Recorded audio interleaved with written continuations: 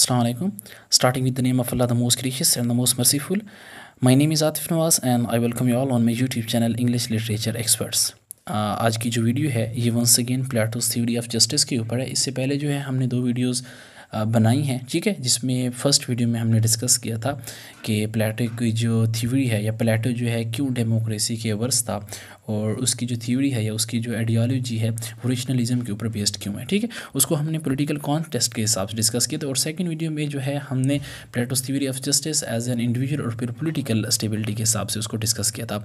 आज की वीडियो उसी चीज़ से रिलेटेड है, लेकिन ये इम्पॉर्टेंट इसी वजह से है कि ये बहुत कम डिस्कस होती है। बेसिकली इसका जो टाइटल है उससे एलेगोरी ऑफ केव भी कहा जाता है और इंग्लिश लिटरेचर में जो है इस मिथ ऑफ केव के नाम से जाना जाता है। आपकी स्क्रीन के ऊपर आप एक पिक्चर देख सकते हैं। इस पिक्चर के ऊपर मैंने टाइटल दी है एलेगोरी ऑफ केव का, आप मिथ ऑफ केव भी कह सकते हैं। अच्छा, ये बेसिकली प्लेटो की थ्योरी की जो है इसको पिक्टोरियल डिपिक्शन भी कहा जाता है। और एशियन टाइम्स में जो फिलासफर्स जो थे वो इस पिक्चर की ही मदद से जो है वो इंटरप्रेट करते थे प्लेटो की थ्योरी को, which is once again based on theory of justice, यानी जस्टिस के ऊपर जो थी वो बेस्ड थी। अच्छा, इसमें आप देख सकते हैं हमारे पास मैंने इसके 3 पोर्शन बनाए हैं, ABC, ठीक है। तो ABC की मदद से हम इसको समझने की जो है कोशिश करते हैं।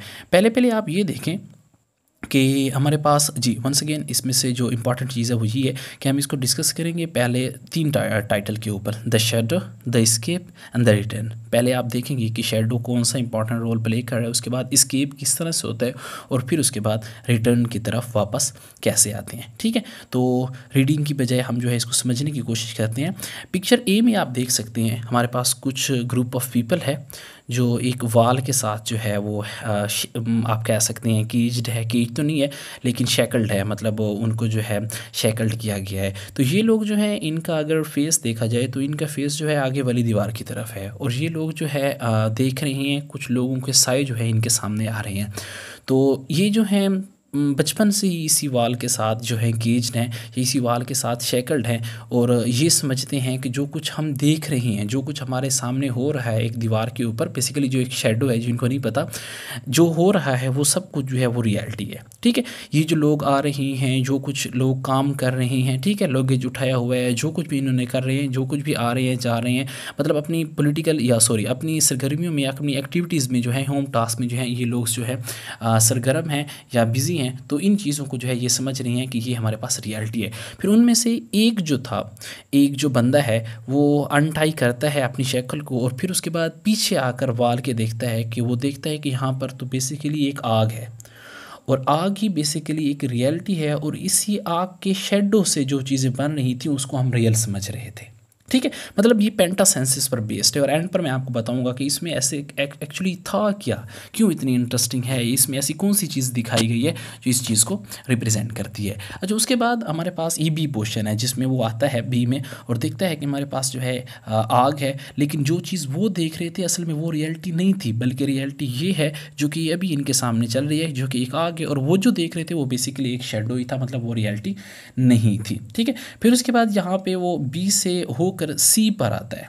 जैसे ही वो पार्ट सी में आता है वो देखता है कि यहाँ पर तो सूरज है और बेसिकली ये सूरज ही जो है पूरी दुनिया को जो है या पूरी कायनात को जो है रोशनी प्रोवाइड कर रहा है, जिसकी मदद से जो है हम चीज़ों को देख सकते हैं, ठीक है। तो इसी वजह से वो फिर उस सेंस से होकर ख़त्म होकर कि हमारे पास पहले वो समझ रहे थे कि हमारे पास जो शेडो है बेसिकली ये एक साया है, ठीक है, सॉरी रियलिटी है, ठीक है। फिर उसके बाद वो आता है आग की तरफ, आता है आग को देखता है।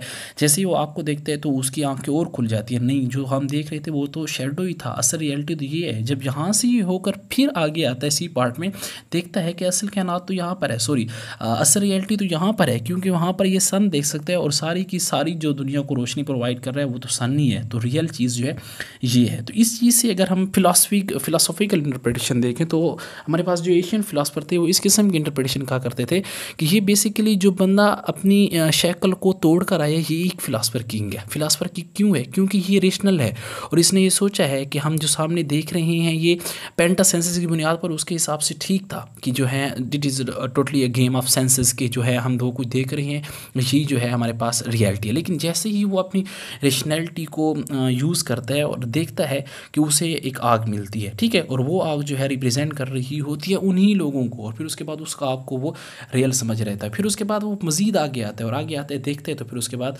सारी की सारी चीज़ जो है उसके सामने आ जाती है। तो शायर सॉरी हमारे पास प्लेटो भी यही कहना चाहता था कि हमारे पास ये जो बंदा आया था ये उन्हीं में से था, उन्हीं लोगों में से था, ये गार्डियंस था। बेसिकली गार्डियन इसी वजह से है क्योंकि इसने अपना रेशनल पार्ट यूज़ किया, और जैसे रेशनल पार्ट यूज़ किया ये तकरीबन अपनी पेंटा सेंसेस की ही मदद से जो है ये रियलिटी तक जो है पहुंचा है, ठीक है। तो ये एक सिंपल सी इंटरप्रिटेशन थी जिसमें एशियंट, इसको पिक्टोरिकल डिपिक्शन भी कहा जाता है कि एशियंट फिलासफर्स जो थे वो प्लेटो की जो थ्योरी थी, थ्योरी ऑफ जस्टिस, उसको इस हिसाब से जो है वो इंटरप्रेट करते थे, ठीक है। होप सो आपको समझ आई होगी। That is all for today. We will be meeting in the next video and that video is going to be the shortest and as well the final video on the topic of Plato's theory of justice. Thank you.